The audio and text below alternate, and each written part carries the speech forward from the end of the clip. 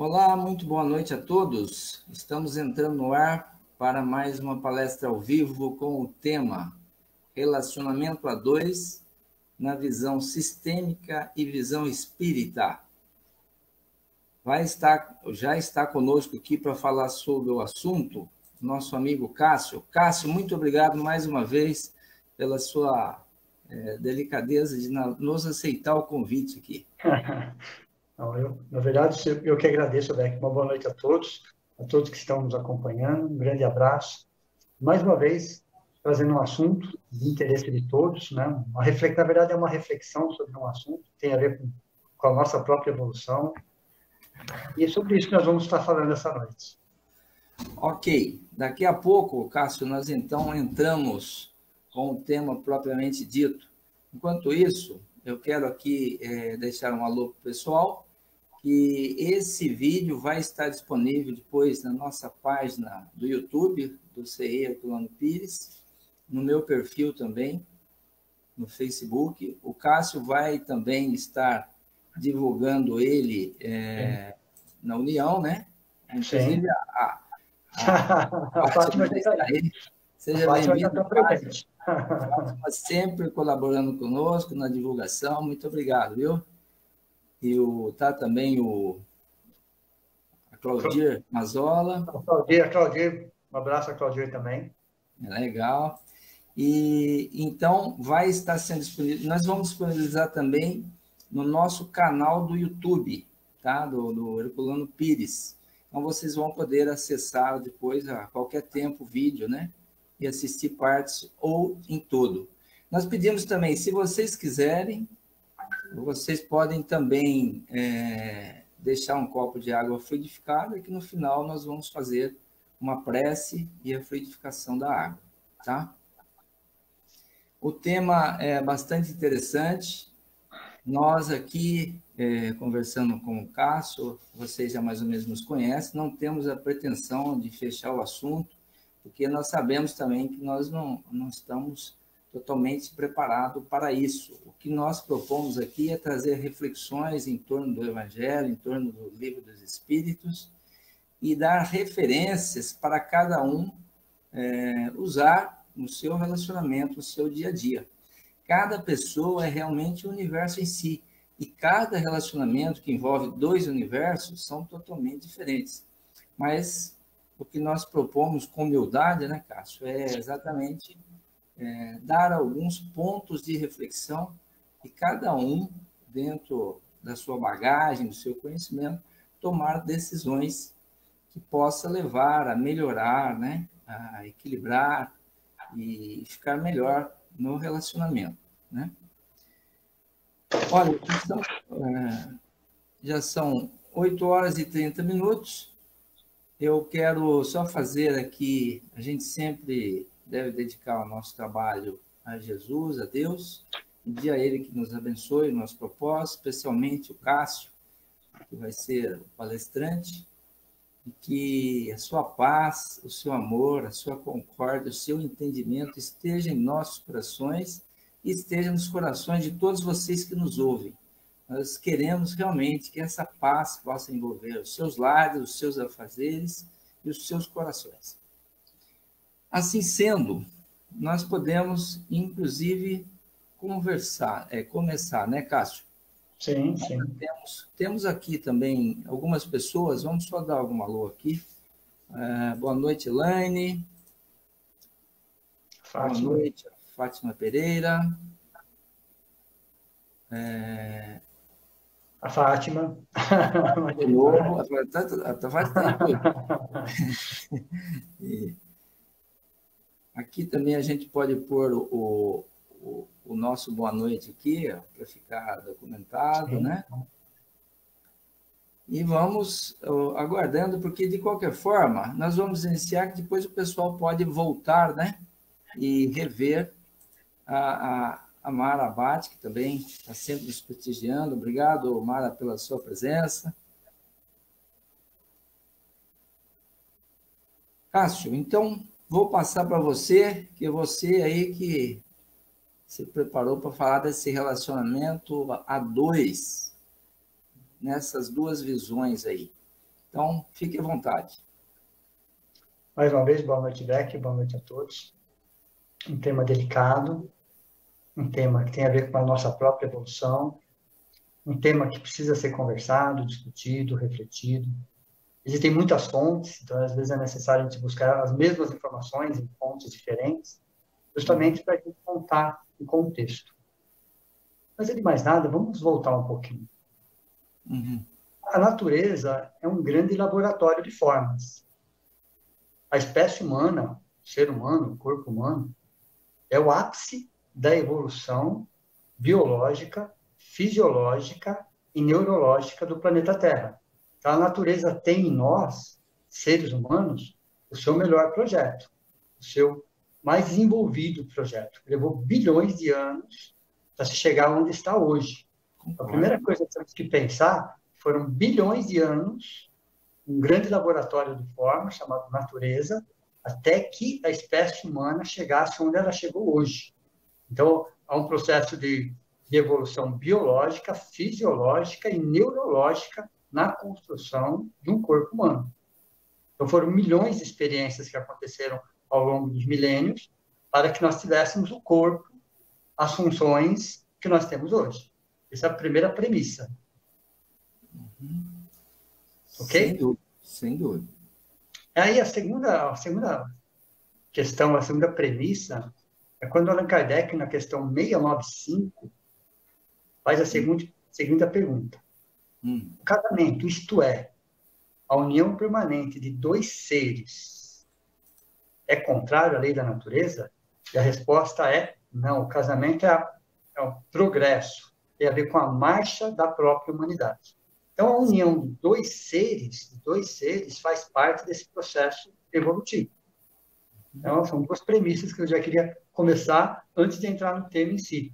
A questão do ser humano como corpo humano, a questão biológica, fisiológica, neurológica, e segundo, a necessidade do ser humano, outros seres também, mas vamos falar aqui dos seres humanos, de se unirem para continuar a sua própria evolução.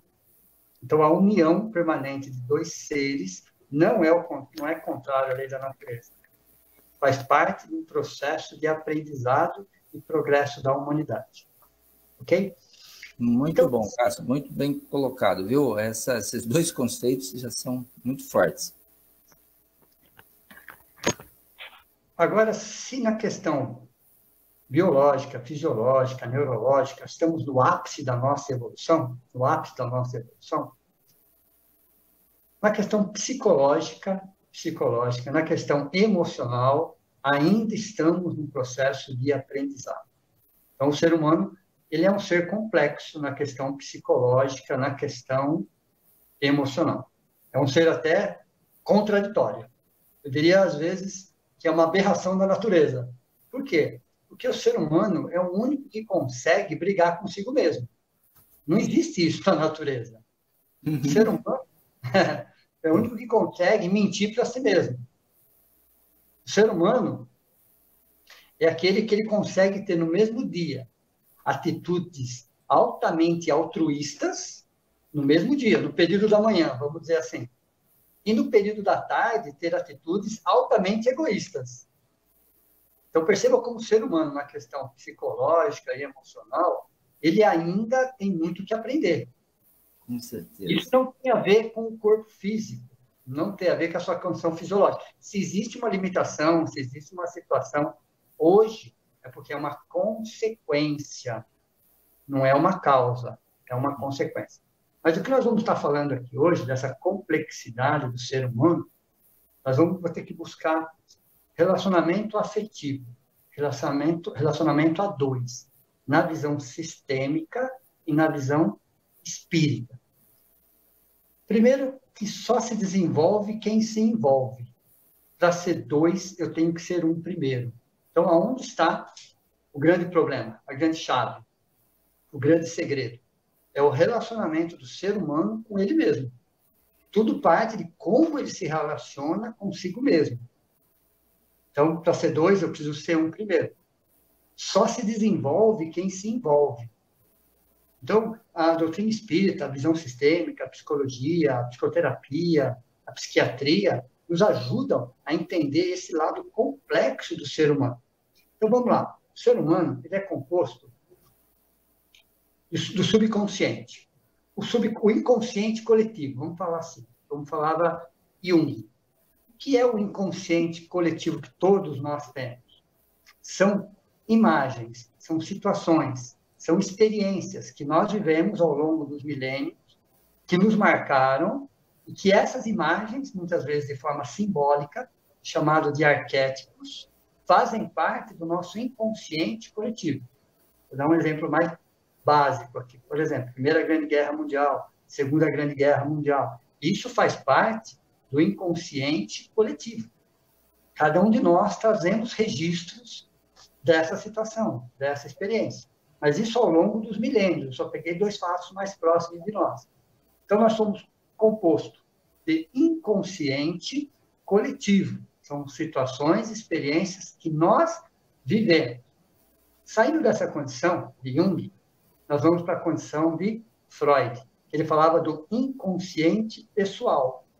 O que é o inconsciente pessoal? São traumas, são alegrias, são tristezas, são frustrações, são desejos, que fazem parte do nosso inconsciente, porque não está no campo da consciência, mas que, de alguma forma, reflete no nosso presente, no nosso consciente. São conteúdos inconscientes.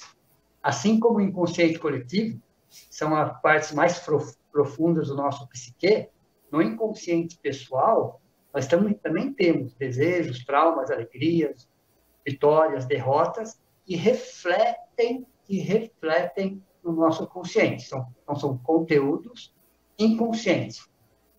Temos também o inconsciente familiar. Olha, interessante. Bert Hellinger. O que são o inconsciente familiar?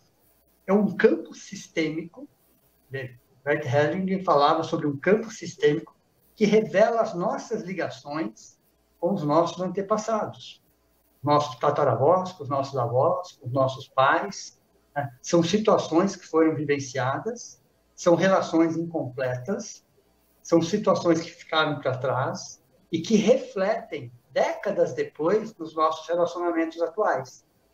Então, veja, temos o inconsciente coletivo, temos o inconsciente pessoal com Freud, temos o inconsciente familiar, estou falando aí de constelação familiar, ok? São as nossas ligações incompletas com os nossos ancestrais, coisas que aconteceram há 30, 40, 50 anos atrás, mas que refletem no nosso dia a dia e nos nossos relacionamentos. Então, os nossos relacionamentos de hoje têm um conteúdo do inconsciente coletivo? Tem.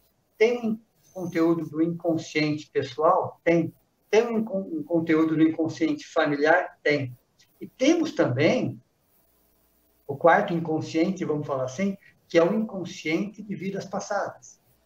A doutrina espírita vai nos ajudar a entender que nós já tivemos muitas e muitas e muitas existências e que essas existências são solidárias e que refletem o dia de hoje, nos nossos relacionamentos de hoje.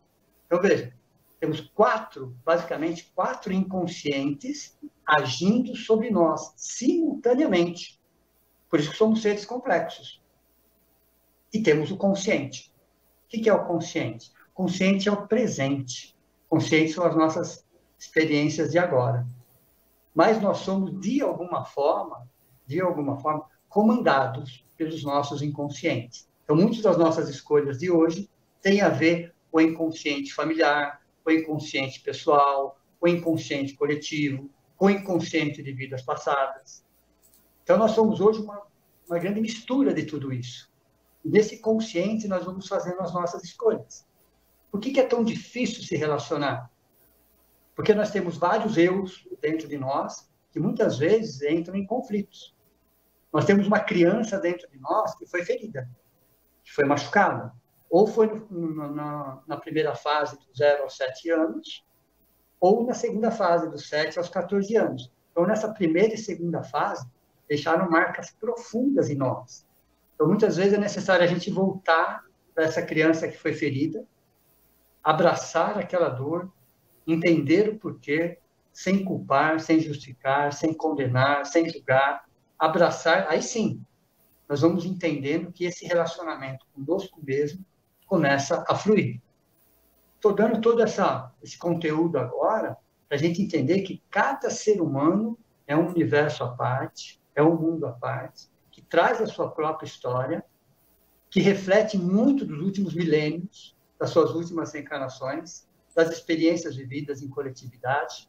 Então, quando a gente começa a olhar para dentro de nós, nós vamos perceber que existe muita potencialidade, muita vontade de viver, muita felicidade, muita harmonia, mas que existem alguns bloqueios. Nós vamos começar a olhar esses bloqueios, não culpando pessoas, não se justificando, mas olhar essas dores, porque a dor é interessante. A dor, ela nos liberta, a dor, ela acelera, a dor nos mostra uma outra configuração. Então, muitas vezes, nós temos que buscar aquela dor que ficou lá atrás, abraçar, para entender o que eu vou fazer daqui para frente. Então, quando falamos em relacionamento a dois, relacionamento afetivo, o que será que nós estamos querendo com isso? A doutrina espírita nos fala, faz parte do nosso progresso, da nossa evolução. Precisamos nos envolver. O ser humano, ele precisa amar e ser amado. É uma estrutura psicológica. Ele precisa amar e ser amado. Então, quando ele começa a entender esse processo, que o outro é tão carente quanto ele, tem tantos conflitos quanto ele, então ele começa a entender melhor o relacionamento. Ele começa a se ver de uma forma diferente e ver o outro de uma forma diferente, sem tantas cobranças, ou sem tantas autocobranças. Então, quando nós olhamos para trás, com honestidade, com humildade, com sinceridade, e abraçamos a nossa criança ferida, nós conseguimos dar um passo na frente. Por que nós damos um passo? Porque nós fazemos as pazes conosco mesmo, com as nossas revoltas, com as nossas mágoas, com os nossos ressentimentos, com as nossas inconformações. Quando nós permitimos que as leis maiores que nos regem do nosso próprio bem realmente influenciem o nosso hoje, você percebe que a vida flui com mais tranquilidade. Mas é necessário, muitas vezes, Beck, ter algumas reflexões. Porque hoje se banalizou a palavra ou a frase eu te amo. É muito fácil falar eu te amo. Né? A gente fala isso sem o menor pudor, sem a menor consideração, sem saber exatamente o que está falando. Simplesmente a gente fala. E nem sempre expressa aquilo que nós estamos imaginando. Então, a palavra eu te amo, quando eu falo amor, eu te amo, é muito genérico. Sim. É muito genérico. E na nossa língua portuguesa, muitas vezes, você não tem outras palavras para explicar situações diferentes. Então, nós temos que voltar, muitas vezes, na antiga Grécia, na filosofia, porque lá, naquela época, né, 500 anos antes de Cristo, 300 anos antes de Cristo, eles já tinham algumas palavras que explicavam essas situações diferenciadas. Então, quando a gente fala eu te amo, o que significa lá atrás? Primeiro que eles dividiam em 5 fases, ou 5 estágios. E o primeiro estágio que eles chamavam era o amor porneia. É um nome até um pouco estranho. Né? O que é o amor porneia? Né? Que originou a palavra pornografia. Então, a pornografia vem exatamente de porneia. Porneia é um tipo de amor chamado amor de consumo, onde nós nos relacionamos com algumas pessoas, né, ou com um parceiro que seja, mas a ideia é que aquela pessoa supra as nossas necessidades, como se ela existisse somente para atender os nossos desejos, as nossas necessidades. Então, o amor porneia é um amor de consumo. Então, você fala eu te amo para alguém, mas aquela pessoa, o que ela significa para você? Ela atende às suas necessidades, sejam elas quais forem. Então, o amor porneia é um amor de consumo. E nós, muitas vezes, fazemos isso, tá? No nosso processo evolutivo, nas nossas carências, muitas vezes o nosso amor é um amor porneia, é um amor de consumo. Você tem o outro, basicamente, somente para atender a sua necessidade. só para atender os seus interesses, seja qual for, seja qual for. Aí você tem uma esfera, vamos falar assim, né? Você tem uma realidade sua, você tem uma outra realidade, você tem uma outra realidade, porém a outra realidade, ela não existe no porneia. Por quê? O outro acaba se isolando, o outro acaba se anulando. Todas as setas estão voltadas para vocês, para você. Todos os interesses para atender às suas necessidades. É como a realidade do outro não existisse. É como se o outro se anulasse para atender aos seus interesses, seja eles quais forem. Então, quando você olha o amor porneia, você não enxerga dois, você só enxerga um, porque o outro se anula completamente para atender à sua necessidade, seja ela qual for. Então, o amor porneia fica 1 mais 1 é igual a 1, porque só um existe. Então, essas setas voltadas para o centro é um interesse diferente. Pode ser um interesse financeiro, sexual, enfim, pode ser qualquer interesse. Mas são vários interesses para atender somente a uma necessidade. Nesse relacionamento a dois, que já não é a dois, né, é um só, o outro fica por trás, por isso que ele não aparece no desenho. Uhum. O dois, no caso, ele fica por trás. Só aparece um. Pessoas que se anulam completamente para atender o interesse de um outro. Ou por uma chantagem emocional, ou por carência, ou por falta de qualquer outra possibilidade, por pressões, enfim. Aí cada um sabe das suas razões. Então, o amor porneia é um amor de consumo. Só para dar uma melhorada nisso, por exemplo, um bebezinho, uma criança, né, que é 100% dependente. Será que ele ama a mãe? As mães vão responder, claro que ama. Não, ele não ama. Ele ama aquilo que a mãe oferece. Porque a mãe atende às suas necessidades básicas. Sim. Então, quando ele quer alguma coisa, simplesmente ele quer. Ele não pergunta se pode ou se não pode, se dá ou se não dá. Não, como a mãe está ou como a mãe não está. Quando ele quer alguma coisa, simplesmente abre o berreiro. Não é assim? É natural que seja assim, né? Mas vamos entender que para o bebezinho, aquele ser está atendendo naquele momento, naquela fase, está atendendo às suas necessidades básicas. Está com fome, ele está com sede, ele está com frio, ele está incomodado, ele está com dor, enfim. Ele chama atenção porque ele quer ser atendido naquele momento.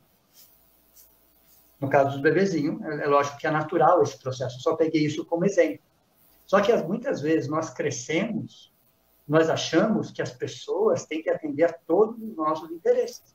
Então, esse bebezinho cresce, vai para a sua adolescência, vai para uma fase adulta e acha realmente que o outro ou a outra está ali somente para atender os seus interesses. Aí vem a palavra eu te amo. Mas o que tem por trás da palavra eu te amo? É um amor de consumo. É um amor para atender interesses. É um amor que essencialmente supre o outro nas suas carências. Mas o outro não está muito preocupado com o outro. Ele só está preocupado consigo mesmo. Então é um amor infantil. É um amor infantil. É um amor que a palavra eu é mais importante. Então não é um amor adulto ou um amor sábio. É um amor infantil, onde a palavra eu é a palavra mais importante. Então, na Antiga Grécia, eles utilizavam esse tipo de amor com o nome de porneia, amor de consumo. Okay. Atrás da frase eu te amo. Uhum. Qual era o principal interesse? Atender os próprios interesses. No segundo caso, é chamado de amor eros. O que é o amor eros, lá na Antiga Grécia? O outro já é visto. O outro já existe. O outro faz parte da minha vida, não só para atender os meus interesses, mas para que eu também possa atender o interesse dele. Então, é uma troca. É uma troca. Então, são duas esferas, muito próximas uma da outra, onde um atende às necessidades do outro. Então, ao mesmo tempo que eu quero, eu também ofereço. Mas se vocês perceberem pelo desenho, vocês vão perceber que as duas esferas não se tocam. Não se tocam. Um é uma realidade, o dois é uma outra realidade, as setas vêm e vão. Olha a diferença comparada com o amor porneia. O amor eros é o amor troca. Um existe para atender o interesse do outro. O outro existe para atender o interesse do primeiro. Independente do que seja. Pode ser qualquer situação aí. Então, é um amor chamado eros, porque existe uma troca constante. O outro já existe, o outro é visível, o outro aparece. Tem momentos que eu auxilio o outro, sim. Tem momentos que o outro me auxilia. Mas você percebe que são duas esferas que não se tocam. São duas realidades distintas. Então, muitas vezes, um não vai abrir mão das suas coisas, o outro não vai abrir mão das coisas dele. Então, eles estão bem juntinhos, bem próximos, se ajudam, compartilham, porém, não dividem, não se misturam. Então, às vezes, você tem 1 milímetro separando uma esfera da outra, mas elas não se tocam. Ali também tem a palavra eu te amo, que é um amor troca, um amor para atender interesses mútuos, diferente do amor porneia, quer dizer, já é um processo evolutivo. O amor eros, comparado com o amor porneia, já é um processo evolutivo. Então, nós estamos num processo evolutivo. Ok? Então, essa é a segunda realidade que os gregos, quando se falava eu te amo, é porneia ou é eros? Veja, a mesma frase. Ok? O que existia por trás? Qual era o móvel da ação?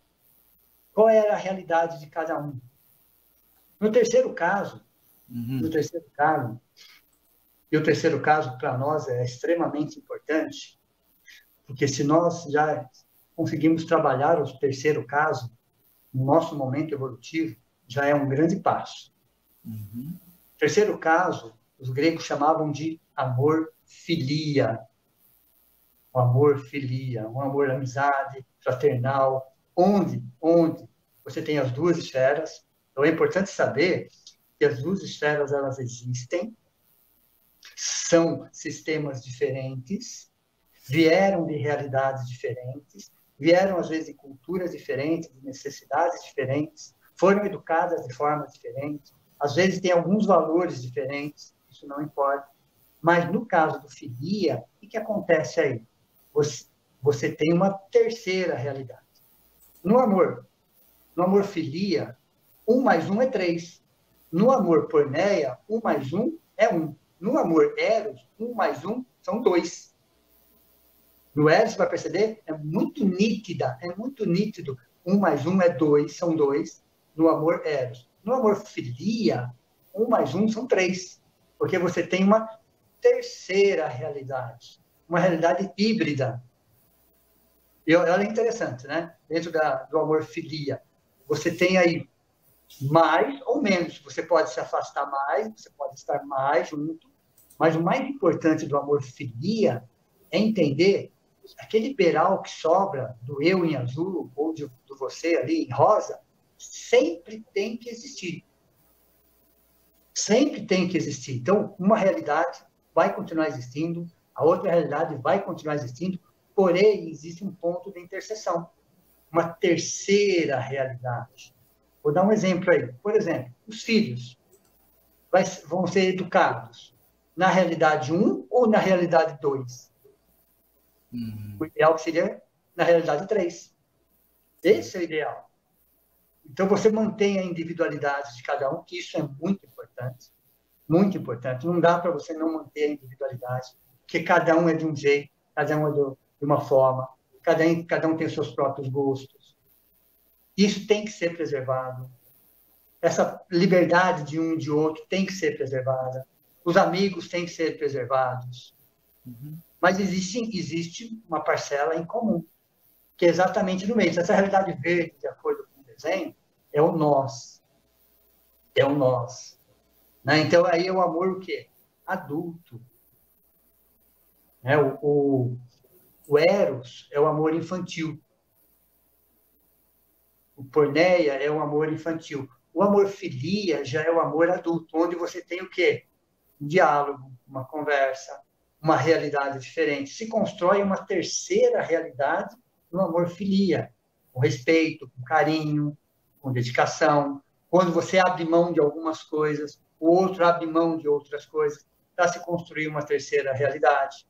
Então, os casais que se unem no amor-filia é um amor fraternal, solidário, onde cada um abre mão de alguma coisa para ficar com o outro, para se ajustar à realidade, entende um pouco a realidade do outro. Então, muitas vezes você olha a realidade do outro, mas por que ele faz dessa forma? Por que ele age desse jeito? Aí o outro vai olhar como ele foi educado. Qual é o sistema de origem dele? Isso explica. Então, quando se olha um pouquinho o sistema de origem daquele que nós estamos convivendo, em que época que ele viveu, qual foi a situação, em que sistema ele foi educado, quem foram seus avós, quem foram seus pais, como que eles viviam o dia a dia. Quando a gente passa a entender um pouquinho da realidade do outro, só que para entender a realidade do outro, você tem que sair da sua. Você não pode ir com os olhos da sua. Porque você vai julgar, você vai condenar, você vai criticar. Não, não é essa a proposta. Quando você sai da sua caixinha para ir ver a caixinha do outro, você não pode ir com os olhos da sua caixinha. Porque a realidade do outro é a realidade do outro. É tão verdadeira quanto a sua. Eles têm famílias, por exemplo, que eles estão acostumados a falar alto. A característica daquela família é falar alto. E às vezes a sua família tem a característica de falar baixo. Então, seu marido, a sua esposa fala alto. Isso te incomoda? Incomoda, porque você não está acostumado. Mas se você olhar a realidade do outro e ver lá como é que ele foi educado, qual foi o meio, você vai entender um pouco. Pode-se melhorar isso? Claro, pode. Mas entender que está errado, não está errado. Como o seu sistema também não está errado. Então, o amor-filia é quando nós temos a humildade para olhar a realidade do outro e construir uma terceira realidade. Aí sim, 1 mais 1 são 3. É uma terceira realidade. Eu falo, eu te amo, baseado num amor adulto, num amor que compartilha, num amor que abre mão de algumas coisas, num amor que não abre mão da sua individualidade. Deixa um beiral necessário, saudável, para que esse relacionamento se mantenha. Que é o amor-filia. É a proposta do século XXI, dos relacionamentos. É a proposta do século XXI. É a proposta do amor-filia. Então, os gregos falavam, eu te amo, baseado em porneia, baseado em eros, ou baseado no amor-filia. Aí continuamos evoluindo. Sim. Talvez não seja ainda para esse século, mas nós já temos alguns exemplos, tá? Sim. Porque nesse século nosso vai falar muito sobre o amor-filia. É necessário falar sobre esse amor. Se a gente chegar no amor-filia, já é um grande passo. Já é um grande passo. Que é o amor adulto. Então, não é mais aquele amor infantil do porneia ou do eros. O amor-filia é um amor adulto. Storge. Cássio, antes de mudar para o Storge, tá? Bom, primeiro que eu queria confirmar, se todo mundo pensasse como nas regras do amor-filia, quantos melhoraria os relacionamentos, né? Porque ainda nós entramos muitas vezes num relacionamento querendo viver como a gente vivia lá na casa do papai e da mamãe, né? Exato, exato. Não é verdade? Exato. Esse é o eros. Então. Né? Esse é o eros. Ou o porneia. Quando a gente fala relacionamento a dois, realmente tem que ter ceder, né? Manter uma parte e ceder outra parte, né? Claro. Tá aí uma reflexão, já que vale um relacionamento, né? Vale a manutenção de relacionamento. Antes de passar para o amor Storge, só lembrando aqui para o pessoal, se quiser fazer algum comentário, fazer perguntas, né? Nós vamos responder no final. A Mara Abate fez um comentário aqui, depois nós vamos vê-lo no final, certo? Bacana, bacana. Então, vamos lá. No amor Storge agora. Então, vamos lá. Aí já é mais um passo, mais um passo. Vamos entender o que é o amor Storge, porque ele é exatamente o contrário, né, do amor porneia.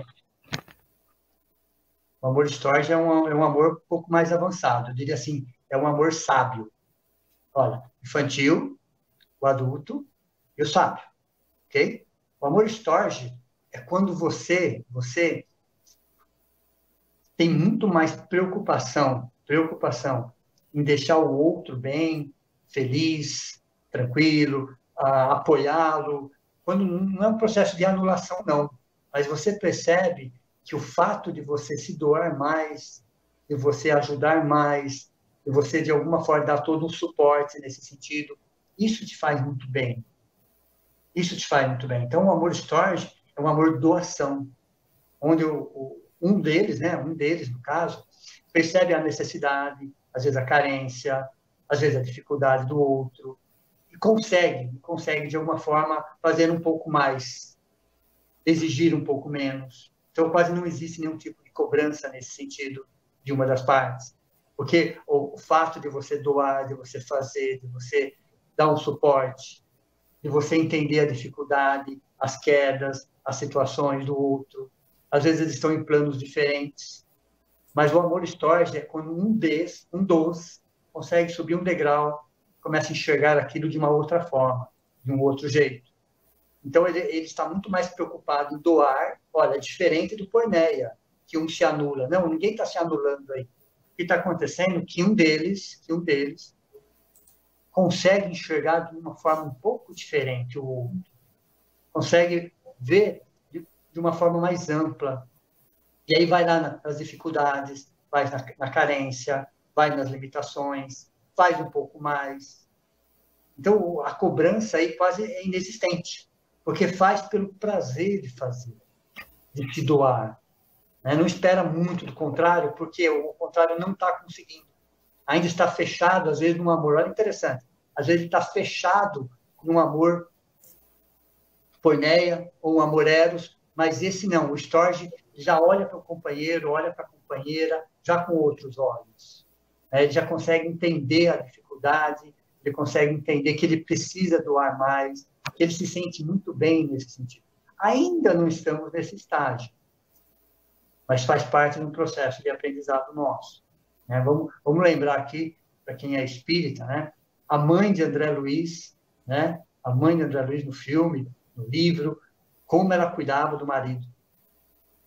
Né? Então, a gente percebe que ela sabia das dificuldades dele, ela sabia das limitações dele, mas como ela se dedicava, como ela fazia, o olhar dela já era um olhar diferente. Ela não se anulava, não era essa a questão, mas ela enxergava um pouco mais, ia um pouco além. Então, isso é um amor sábio, um amor de doação, é o storge. Para nós ainda é algo meio impalpável, vamos dizer assim, mas nós estamos caminhando. Como é relacionamento a dois, eu diria que a dois é um pouco difícil nessa fase. Mas o amor dos pais pelos filhos é um amor storge. Olha, interessante, porque o pai simplesmente se doa, se esforça, quer ver o seu filho bem, às vezes o filho é ingrato, às vezes o filho é limitado, às vezes o filho não reconhece. Então, o amor de pai, de mãe, em relação aos filhos, é um amor storge. Você não vai cobrar o seu filho daquilo que você fez. Você vai estar sempre perdoando o seu filho. Né? Você vai estar chamando atenção, você vai estar educando, claro. Mas você não fica guardando mágoas em relação a algumas situações. Você já enxerga aquele amor de uma forma diferente. Então, o amor a dois, no storge, ainda é um pouco difícil, não é impossível. Mas ele existe? Ele existe, claro que ele existe. O amor dos pais em relação aos filhos é o amor storge. Okay? Onde você vê a seta saindo, ainda num contexto familiar. Aí estamos ainda falando num contexto familiar. Okay? É o storge, que é uma evolução do amor filia. Por isso que está nessa fase, 1, 2, 3, 4. Então, o amor storge é um amor que eu falo, eu te amo, mas você já tem uma outra conotação. É um amor espiritual, vamos dizer assim. É um amor de alma, é um amor de doação, em relação à família ou companheiro nesse sentido. E no quinto, né, que é muito lindo, muito maravilhoso, sem dúvida nenhuma, né, temos exemplos aí, que é o amor ágape. O que é o amor ágape? É um amor divino, é um amor que extrapola, é um amor que transcende. Né? É um amor que não só exatamente no relacionamento, mas você percebe que são espíritos, são almas, são pessoas, né? Que elas têm um vínculo afetivo de amor, de doação, de entendimento, além do normal. Então, o amor ágape é um amor, como você fala, eu te amo, mas esse eu te amo atrás do ágape é pura doação, é pura renúncia, né? É pura dedicação. Então você fala, eu te amo no Porneia, você fala, eu te amo no Eros, você fala, eu te amo no Filia, você fala, eu te amo no Storge, e você fala, eu te amo no Ágape. Nós falamos, eu te amo, e abrange todos. Mas entendam qual é o móvel, qual é a ação, né? Que todos nós estamos inseridos nisso. Então, os gregos foram muito felizes quando eles classificaram dessa forma, porque eles conseguiram entender, pelo menos, a essência de cada relacionamento e dar palavras adequadas. E nós, pelo século XXI, muitas vezes, nós nos atropelamos com as palavras, tropeçamos nas frases e não entendemos exatamente o que significa aquilo. Quando eu falo eu te amo para alguém, eu estou falando eu te amo porque a pessoa está atendendo os meus interesses? Eu estou falando eu te amo porque estamos compartilhando necessidades mútuas? Eu te amo porque eu quero construir uma terceira realidade com você? Eu te amo porque eu te amo, eu quero me doar para você? Ou eu te amo porque realmente é uma doação, é divino, é algo de alma? Veja, a mesma palavra eu te amo pode abranger todas essas situações. Na doutrina espírita, Beck, Martins Alva, num livro chamado Estudando a Mediunidade, tem um capítulo lá que fala sobre o Evangelho no Lar. Ele também dá uma classificada nos tipos de uniões muito interessante. Muito interessante. Cabe em tudo isso. Então, nós vamos pegando várias fontes, várias situações, para entender o que acontece conosco, desde a psicologia até a doutrina espírita, passando pelas constelações familiares, passando por Jung, Freud. E Martins Peralva, ele traz uma reflexão muito interessante. Ele fala que no planeta Terra, a nossa escola abençoada, existem 5 tipos de uniões. Ainda existem 5 tipos de uniões. Que dá essa linha de pensamento para complementar tudo aquilo que a gente já vem falando. Primeiro, união, ele chama lá de acidental. Então, a gente fala acidental como assim? Uma palavra estranha, né? Acidental. Acidental é o seguinte: 2 espíritos, 2 almas, 2 pessoas que não se conhecem até então, porém, estão com as mesmas intenções, estão buscando as mesmas necessidades instintivas. E só para que o outro atenda às suas necessidades instintivas em relação à parte sexual. Então, é um que sai, outro que sai, e eles vão se encontrar, porque eles estão com os mesmos objetivos, eles estão com os mesmos interesses. Então, acidental, a palavra acidental significa o quê? Não se conhecem até então, porém, vão acabar se encontrando, só que são seres conscientes, não são seres ignorantes, não são seres da Idade Média ou qualquer coisa antes disso, já são seres do século XXI, que já têm uma certa consciência do que está fazendo. Então, esses seres que dão vazões aos seus instintos, saem, se buscam na multidão e se encontram. Só que, como são seres conscientes, ninguém fere ninguém sem ferir-se a si mesmo. Ninguém abusa de ninguém impunemente. Essa é a lei maior. Você não pode usar a outra pessoa como um objeto. Nós já temos essa consciência. E ninguém no mundo hoje não tem essa consciência. Todos já temos essa consciência. Então, no primeiro tipo de relacionamento, segundo Martins Peralva, ele chama de acidental porque os 2 não se conhecem até então. Só que esse relacionamento acidental, ele gera consequências. Consequências para a próxima reencarnação, para a próxima união, que é chamado de provacional. Estamos num planeta de provas e expiações. Então, os relacionamentos, as uniões chamadas provacionais, são 2 seres que abusaram um do outro em existências passadas e que agora estão juntos para aprender uma palavrinha: respeito. São conflituosos os relacionamentos, você tem exageros de ciúmes, de cobrança de um lado, de cobrança do outro, um quer que os seus interesses sejam atendidos, os outros também, existe uma desconfiança mútua, existe uma situação. Então, mais de 50% dos relacionamentos do planeta Terra, provas e expiações, são classificados como provacionais, seres que devem respeito um em relação ao outro. Então, eles vão se encontrar? Vão, mas é diferente do acidental. Aí agora existe uma situação da sua própria consciência. Então, os relacionamentos chamados provacionais. Os dois estão ali, de alguma forma, se burilhando, aprendendo uma palavra que não aprenderam na existência passada. A palavra é respeito. Eles vão ter que aprender a se respeitar dessa vez. Então, são os provacionais. O terceiro nível, segundo Martins Peralva, ele chama de sacrificial. O que é uma união sacrificial, Beck? Um dos dois evolui um pouco mais. Na maioria das vezes, Beck, olha que coisa chata que eu vou falar agora. É a mulher. Né? Se você olha os livros espíritas, a mulher sobe e o homem desce. Para, né? Você já reparou isso, né? Então, a maioria dos livros espíritas, dos trabalhos mediúnicos, quem aparece para socorrer, ou é a avó, ou é a tia, ou é a mãe, ou é a esposa, ou é a filha. É engraçado isso. Né? Mas você percebe que no sacrificial, um dos dois evolui um pouco mais. Na maioria das vezes, é a mulher. Ok? É a mulher que evolui um pouco mais, que aprende um pouco mais, que se espiritualiza um pouco mais. E quando ela faz isso, ela vai para o degrau de cima, só que todo ser que vai para o degrau de cima olha para o degrau de baixo, ok? Olha para o degrau de baixo e vem para resgatar aquele. Mais uma vez eu vou usar o livro do André Luiz, onde a mãe dele, lá no plano espiritual, vai reencarnar de novo, vai trazer o marido de novo, vai trazer as duas amantes como filhas. Olha, interessante. Sacrificial, sim. Um exemplo aí. Quem conhece um pouco dessa história? Sim. Então, eles voltam juntos, mas um vai estar resgatando o outro.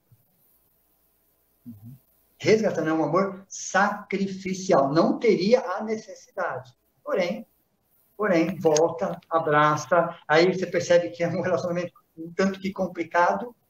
Por quê? Porque um está no degrau de cima, o outro está no degrau de baixo. Ô, Cássio.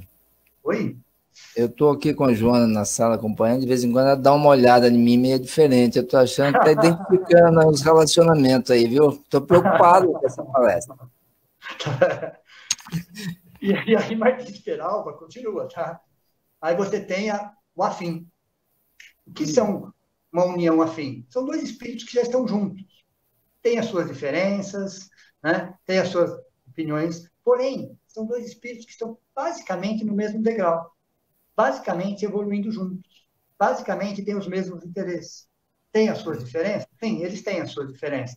Mas você percebe que é diferente do provacional. Você percebe que é diferente do sacrificial. São dois espíritos que estão subindo juntos, que estão crescendo juntos. Então, eles conseguem olhar para a mesma situação e fazer a mesma avaliação. São afins, vamos dizer assim. Esse seria o ideal na maioria dos relacionamentos. Essa seria a condição ideal. Seria se fôssemos afins. Como é o quê? Filia. Como é o quê? O amor adulto. Percebam que são vários conceitos, vindo de fontes diferentes, mas falando basicamente a mesma coisa. Eu estou falando do amor adulto, eu estou falando do amor filia, eu estou falando agora do amor afim. Estou falando a mesma coisa, só por fontes diferentes. Então, é a característica ideal do século XXI nos relacionamentos a dois, relacionamentos afetivos a dois. Depois nós temos o quinto e último, né? É o transcendental. Transcendental, que é uma união transcendental. São espíritos que antes de reencarnar já combinam, é uma união de forças. Os dois já estão no degrau de cima, mas eles vêm numa família, mas eles ultrapassam a barreira da família. O que é ultrapassar a barreira da família? Eles vão trabalhar por uma comunidade. A família deles não é somente a família consanguínea. Às vezes sem recursos, tá? Sem recursos. Às vezes estão numa comunidade carente. Mas eles unem forças para cuidar da família, claro, principal compromisso, mas eles não olham só a família. Para eles, a comunidade é a família deles. Se fala transcendental, transcende os muros familiares. até são pouco compreendidos na própria família, porque eles enxergam muito além dos muros. Eles vão enxergar a comunidade. Então, são, às vezes, casais que acabam adotando 10, 15, 20 filhos, sem recursos. São pessoas que estão envolvidas com a necessidade da comunidade.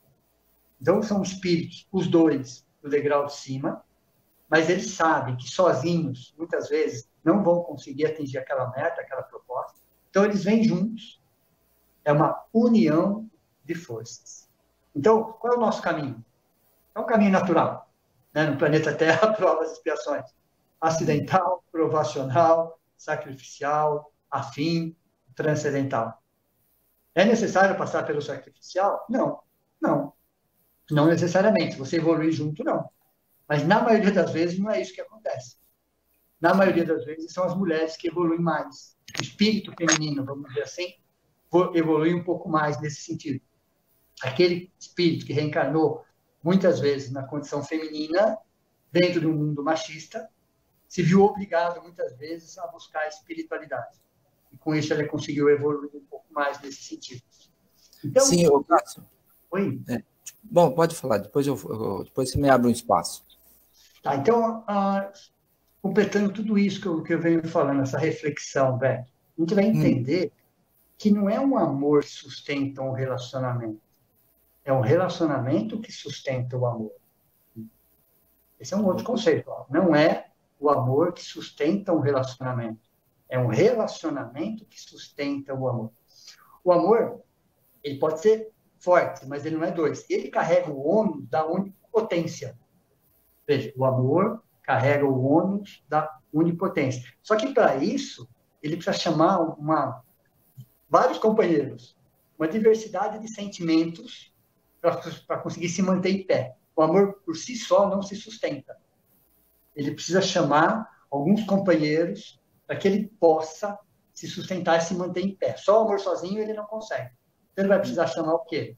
A amizade, a paciência, ele vai precisar chamar a renúncia, ele vai precisar chamar o companheirismo, ele vai precisar chamar vários outros sentimentos para sustentá-lo nesse sentido. Então, num relacionamento a dois, primeira coisa, agressão, zero. Segundo, disposição para ouvir argumentos contrários. Terceiro, não pode haver competição em hipótese alguma. Não pode haver comparação. Tem que ter muito bom humor. Para você manter um relacionamento, você tem que ter muito bom humor. Você tem que ter jogo de cintura. Você tem que entender que vai existir acessos de carências, de infantilidades, de ciúmes. É natural isso. Respeito, confiança. Então, a gente percebe que o amor sozinho não aguenta. Ele vai precisar chamar tudo isso para sustentar o dia a dia, para sustentar, né, todos os conflitos que vão acontecer. Somos espíritos de provas e expiações. Por isso que eu comecei a palestra falando dos inconscientes. O que cada um de nós carregamos. Os conflitos que nós carregamos. E eu vou conviver com alguém que também tem conflitos. Então, não existe metade da laranja. Existem duas laranjas esburacadas que resolvem dar as mãos e saem para o mundo. Né? Aquele negócio de alma gêmea é lindo, maravilhoso, romântico, mas não existe. Muitas vezes o que acontece é uma algema, não alma gêmea. Almas algemadas. Então, se assim, a metade da minha laranja, não existe isso também. Existem duas laranjas esburacadas que resolvem dar as mãos e andar pelo mundo. Sim. Ok? Então, quando você fala em relacionamento a dois, afetivo, existe um conjunto de conceitos, de contextos, de sentimentos, de emoções, de dificuldades, todos nós, para que a gente possa caminhar junto, lado a lado. Ok? Ô, Cássio, eu estou preocupado aqui.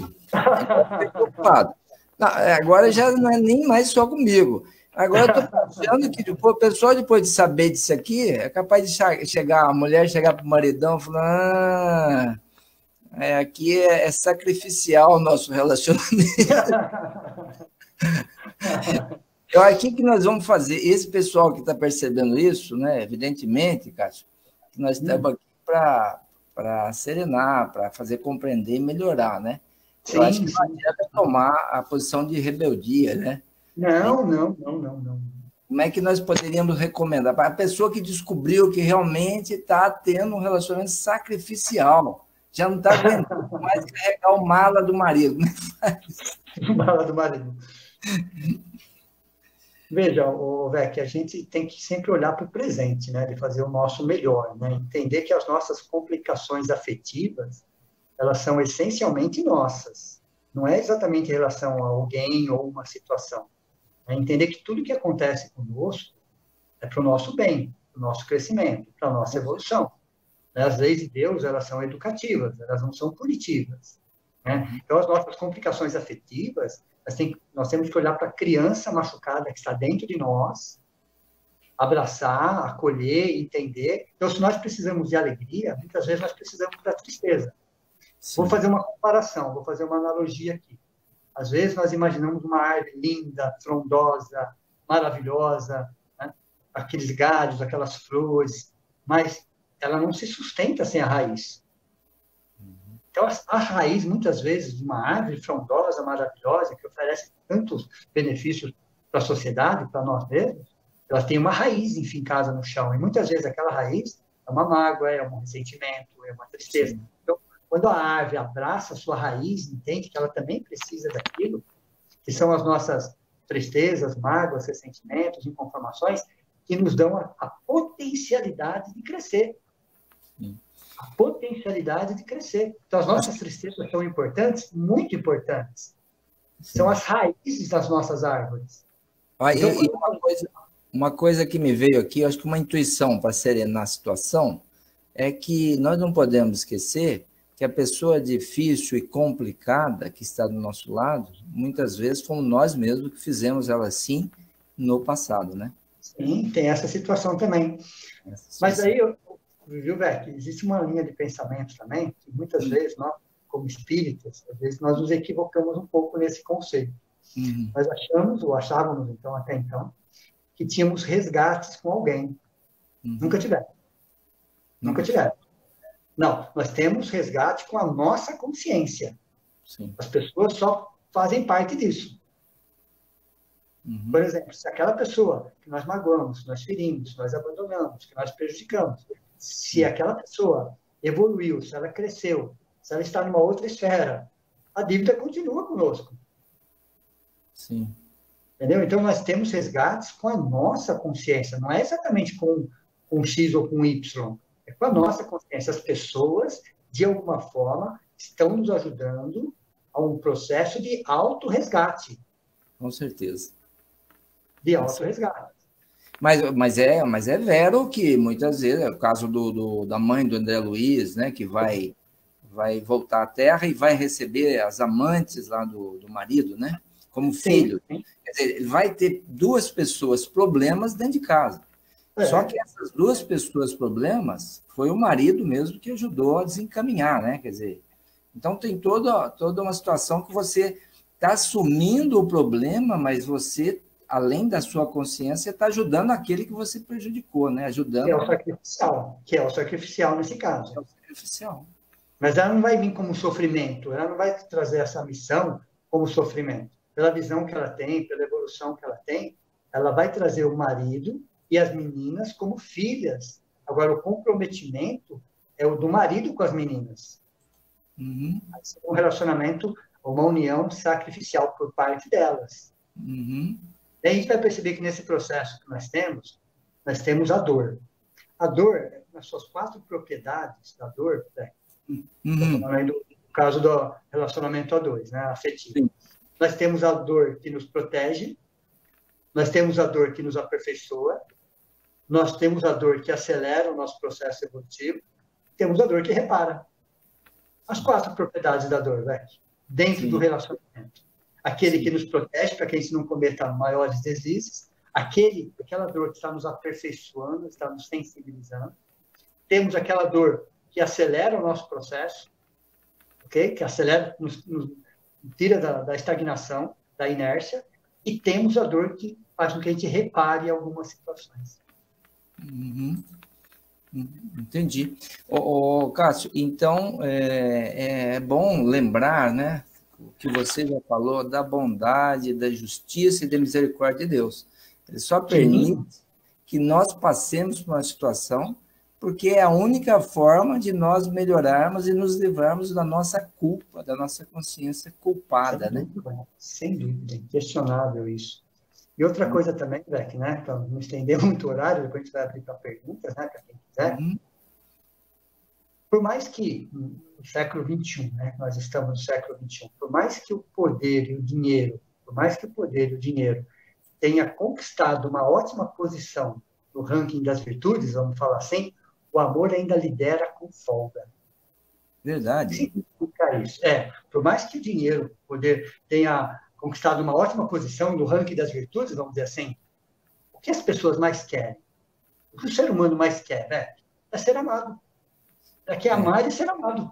Então, o amor está muito além dessas conquistas. Né? Então, quer dizer, o que qualquer ser humano quer é encontrar alguém, é ser amado, é amar. Então, o amor, ele lidera quilômetros na frente e deixa para trás tanto a riqueza quanto o poder. Então, o que o ser humano mais quer, e ele precisa, inclusive. Sim. Ele precisa amar e ser amado. Ele precisa estar pertencendo a uma situação. Só que, para isso, ele precisa olhar para si mesmo. Enquanto ele não aprender a olhar para si mesmo, a ressignificar, a reavaliar, ele vai continuar patinando. Ele vai continuar projetando as suas carências. E essa não é a proposta. Nós vemos ainda muita gente achando que não merece aquele sofrimento, aquela situação, principalmente nos relacionamentos, né? Ah, não, eu não mereço isso. Eu sou uma pessoa boa, eu nunca fiz por merecer isso. Isso também a gente precisa tomar cuidado, né? Porque a justiça é perfeita nesse sentido, né? Ninguém recebe aquilo que não tem um vínculo com ela, né? É lógico, ninguém vai ficar sob violência. Isso não é a questão, dizendo que está resgatando alguma coisa. Eu gostaria até que você falasse isso também, Cássio, porque há relacionamentos que, por mais que você queira manter, que mais você faça, se doa, não tem condições, por causa de certos fatores, né? Como violência, desequilíbrio e tudo mais. E como é que fazer nesse sentido, então, nessa situação? Então, primeira coisa, entender que ninguém pode estar sendo subjugado através de violência, física ou verbal. Humilhações, abandonos, primeira coisa.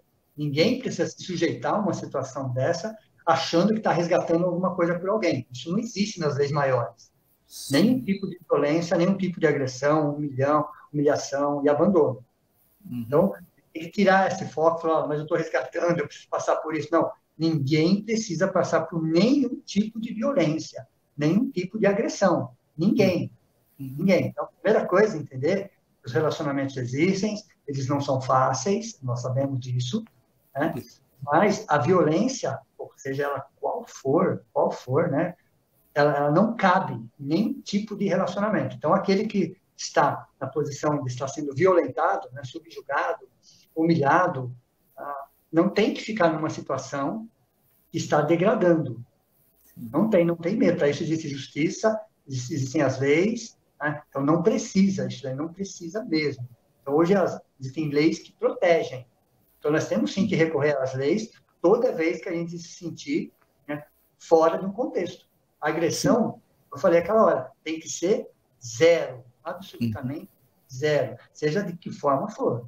Ok. E uma coisa aqui, né, Cássio, para quem está naquelas situações complicadas, naquelas situações que não sabe que decisão tomar, recomendo aqui, a gente pode dar um lenitivo aqui, né? Orar, pedir a Deus, buscar ajuda profissional, não é isso? Porque tem muitas vezes o psicoterapeuta, o psicólogo, o psiquiatra, né? Isso aí são profissionais que estão aí para ajudar também nessas questões. Mas a prece sincera a Deus, abrindo o coração, pedindo ajuda, pedindo que dê uma saída, que ajude a lidar com a coisa com equilíbrio, com paz, com respeito ao outro, embora a situação esteja complicada, pedindo alívio para a situação. Eu acho que tudo isso é muito forte e é uma recomendação que não tem contraindicação, não é verdade?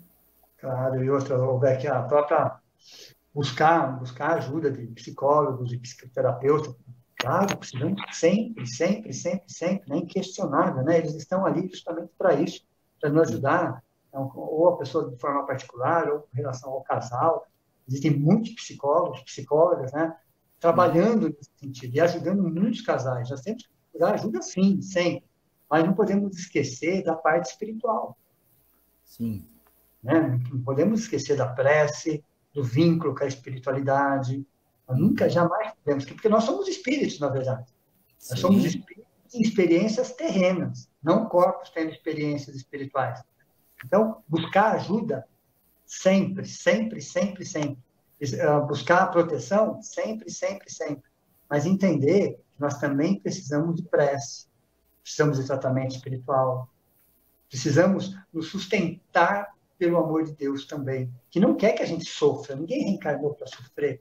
Nós reencarnamos para aprender, para amar e ser amado. Mas para ser dois, eu preciso ser um primeiro. Essa é a primeira situação. Eu tenho que aprender a me amar, a acolher a criança ferida, a entender o relacionamento com os meus pais, a olhar para o meu pai, para minha mãe de uma outra forma, de um outro jeito. Se eu quero ter um relacionamento saudável hoje, eu tenho que olhar para trás. Eu tenho que ter gratidão no coração. Eu tenho que reconhecer o valor de cada pessoa, principalmente dos nossos pais. Eu preciso começar a enxergar ou ressignificar, ter um novo olhar frente a todas essas situações. Sim. Se eu quero realmente ser feliz. A gente tem que tirar esse rigor com relação aos outros e respeitar mais o que você falou, muito bem colocado aí, a origem, os costumes, a educação, a época que ele viveu, a educação que ele teve, né? Muitas vezes somos críticos com os nossos pais, com os nossos avós, mas esquecemos que eles viveram outra época, eles tiveram outra vida, outras durezas na vida, né? Pouca educação, pouco estudo, pouco carinho, pouca atenção. Quer dizer, então, realmente, se a gente começar a olhar por esses lados... Na constelação familiar, velho, né? Eu conheço um pouco da constelação familiar, né? Mas um pouco que eu conheço, já aprendi alguma coisa. Então, eles têm uma analogia lá que eu acho muito interessante.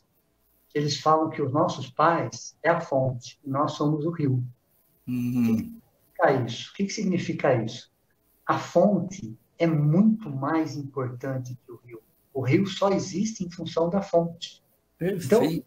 Então, não é para comparar o tamanho do rio e o tamanho da fonte. Às vezes a fonte é um fio de água, mas o rio só existe em função da fonte.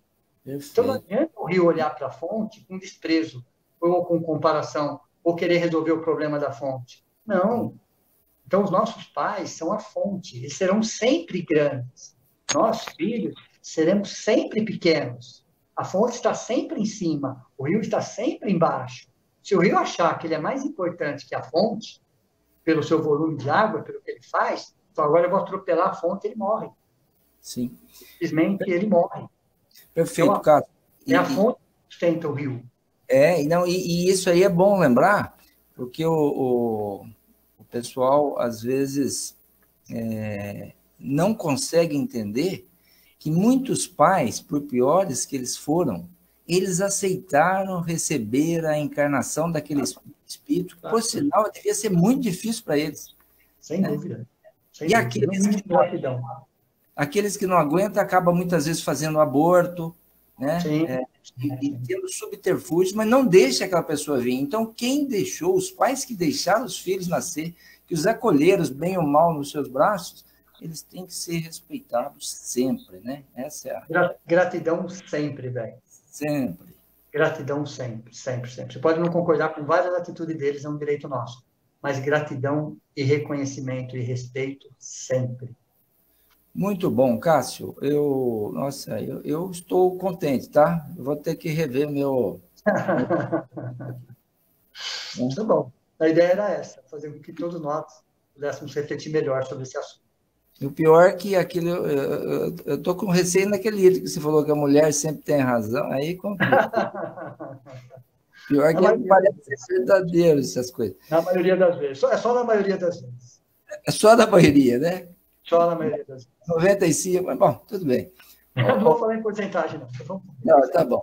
Ô, Cássio, houve alguns comentários e perguntas mesmo que foram poucas. Você acha... Pode ser. Olha, eu vou começar daqui. Se alguém achar que ficou de fora aí, dá uma reclamação, porque a minha lista aqui está grande. Olha, a Mara fez uma colocação aqui que, por favor, marca mais uma palestra com a continuação desse tema. Essa é a nossa como é que fala? Percepção também, viu, Mara? A gente tem essa intenção também. A Fátima falou do respeito mútuo, bem na hora que você estava falando. Foi casado aqui o negócio. A Ju disse, adorei. A Nuves fez um comentário aqui. Tá. A Heloísa Vec, olha, tenho o prazer de receber minha irmã lá de Guaxupé, Minas Gerais. Olha, que bacana. Muito bom esclarecimento, de grande valia. Que bom, fico feliz. Legal, Ló. Obrigado pela participação. A Mara disse, eu preciso rever todas as formas. A Nuves colocou, muito bom, olhar para a criança dentro de nós é a nossa base que faz com que olhemos para o mundo como olhamos. Também achei muito forte essa... Perfeito, excelente, muito bom. É isso mesmo, né? Sim. Ela colocou aqui... isso aí já foi. A Elaine auxiliando o nosso aprendizado sempre. Bom. A Ju, muito importante a gente ter o autoconhecimento, nem sempre o outro é todo o problema, ou é o problema. Sim. Eu falei, o pessoal começou a refletir, né? Sim, nas constelações a gente percebe muito isso, o auto-perdão. Você cuidar de você, né? É isso? Perfeito. Sim, exato. Depois tem deixa eu ver, a Maria... Gratidão pelo esclarecimento, muito claro a linguagem. Que bom, obrigado. Tá bom. Então, pessoal, nós vamos encerrando por aqui. Eu acho que atendeu o objetivo. O Cássio discorreu muito bem sobre o assunto. Eu acho que suscitou muitas reflexões salutares. E é claro que nós queremos que isso traga resultados positivos, né? E busque a orientação, busque a prece, e busque a reflexão. E, é claro, muitas vezes nós temos que buscar também certas mudanças no nosso próprio jeito de ser com relação ao outro, né? É um pouquinho difícil também, mas... É a informação que traz a transformação, né? É isso aí. Então, vamos só finalizar. Cássio, você quer falar mais alguma coisinha? Não, já falei bastante. Já estamos com 1h12 no ar aqui, mas foi muito bem aproveitado. E nós vamos só fazer uma prece. Então, eu convido a todos a serenar, então, os pensamentos, diminuir, se possível, a luz, o barulho aí, só para concentrar, né? E vamos agradecer a Deus e a Jesus por essa oportunidade.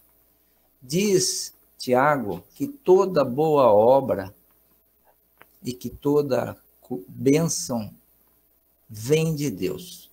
Então, se nós estamos considerando aqui que foi um bom momento, boas reflexões, temos que entender que é mais uma dádiva de Deus, de Jesus, para todos nós que estamos fazendo, estamos ouvindo, estamos acompanhando. O que nós podemos desejar mais? Que isso traga realmente reflexões salutares, internalizações, análise dos próprios comportamentos, dos relacionamentos, e que encontre saídas, busque iniciativas para minimizar, talvez, problemas e melhorar a qualidade do relacionamento, principalmente naquelas coisas que dependem de nós, né? Nós sabemos que muitas coisas dependem dos outros, mas muitas também dependem de nós. Que Jesus abençoe todos, então, que estão ouvindo, todos os relacionamentos, que consiga aplainar, serenar os ânimos, as compreensões de todos, que também valorize os esforços de cada um. Nós sabemos que, muitas vezes, não vamos encontrar aqui a paga, a compreensão, mas sim do outro lado. Então, todo o esforço que fizermos, com certeza será considerado na contabilidade da vida. Assim sendo, Senhor, peço que a sua paz, o seu amor esteja em todos os corações, mais uma vez, em todos os lares, trazendo tranquilidade, a força, a coragem, o otimismo, a fé e a esperança. Muito obrigado, meu Deus. Muito obrigado, Jesus. Muito obrigado, Cássio. Muito obrigado a todos. Beleza. Até a próxima. Até a próxima.